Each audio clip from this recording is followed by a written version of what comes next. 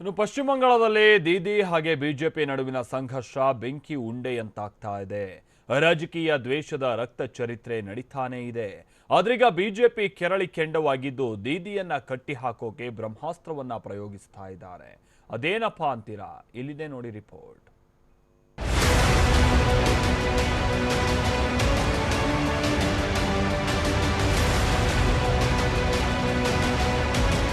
ಪಶ್ಚಿಮ ಬಂಗಾಳ ಲೋಕಸಭೆ ಚುನಾವಣೆ ವೇಳೆ ರಾಜಕೀಯ ದ್ವೇಷ ಕೆಸರರ ಚಾಟಕ್ಕೆ ಸಾಕ್ಷಿಯಾಗಿತ್ತು.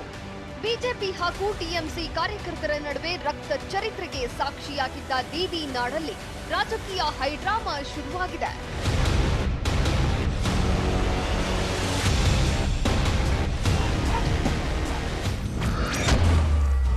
ಪಶ್ಚಿಮ ಬಂಗಾಳದಲ್ಲಿ ಜಾರಿಯಾಗುತ್ತಾ ರಾಷ್ಟ್ರಪತಿ ಆಡಳಿತ. ದೀದಿ ಸರ್ಕಾರಕ್ಕೆ ಖೆಡ್ಡ ತೋಡಿದ್ರ ಮೋದಿ, ಅಮಿತ್ ಶಾ. ಹೌದು, ನಿಗಿ ಕೆಡ್ಡದಂತಾಗಿರೋ ಪಶ್ಚಿಮ ಬಂಗಾಳದಲ್ಲಿ ಬಿಜೆಪಿ ಟಿಎಂಸಿ ನಡುವೆ ಹಿಂಸಾಚಾರ ನಿಲ್ಲೋ ಲಕ್ಷಣವೇ ಕಾಣ್ತಿಲ್ಲ. ಇದೀಗ ಹಿಂಸಾಚಾರ ಘರ್ಷಣೆಯನ್ನೇ ಬ್ರಹ್ಮಾಸ್ತ್ರವನ್ನಾಗಿಸಿಕೊಂಡಿರೋ ಮೋದಿ, ಅಮಿತ್ ಶಾ ದೀದಿಗೆ ಕೆಡ್ಡ ತೋಡೋಕೆ ರಣತಂತ್ರ ರೂಪಿಸುತ್ತಿದ್ದಾರೆ.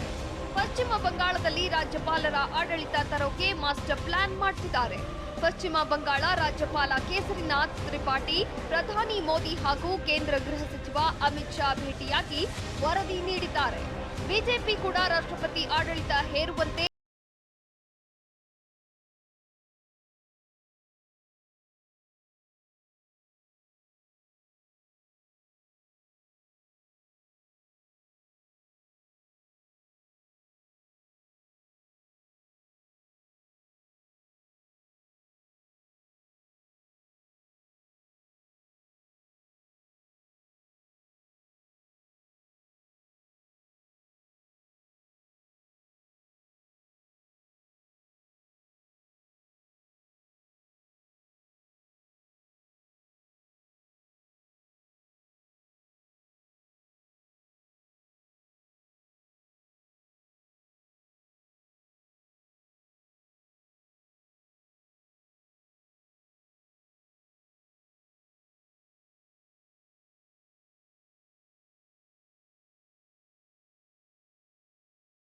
ವಾಗಲಿದೆ.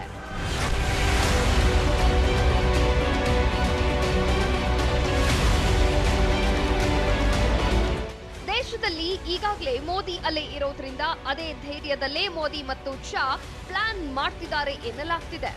ಈಗಾಗಲೇ ಉತ್ತರಾಖಂಡ್ನಲ್ಲಿ ರಾಷ್ಟ್ರಪತಿ ಆಡಳಿತ ಹೇರಿ ಬಿಜೆಪಿ ಕೈ ಸುಟ್ಟುಕೊಂಡಿತ್ತು. ಇದೀಗ ಬೆಂಕಿ ಉಂಡೆಯಂತಾಗಿರೋ ಬಂಗಾಳದಲ್ಲಿ ಬಿಜೆಪಿ ಯಾವ ರೀತಿ ಎಚ್ಚರಿಕೆ ಹೆಜ್ಜೆ ಇಡುತ್ತೆ ಕಾದು ನೋಡಬೇಕು. ಆದರೆ ಇದ್ಯಾವುದಕ್ಕೂ ತಲೆ ಕೆಡಿಸಿಕೊಳ್ಳದ ದೀದಿ ಮಾತ್ರ ಧೈರ್ಯವಿದ್ರೆ ರಾಷ್ಟ್ರಪತಿ ಆಡಳಿತ ಜಾರಿಗೆ ತರಲಿ ಅಂತ ಸವಾಲ್ ಹಾಕಿದ್ದಾರೆ. ಹರೀಶ್, ಟಿವಿ9 ನವದೆಹಲಿ.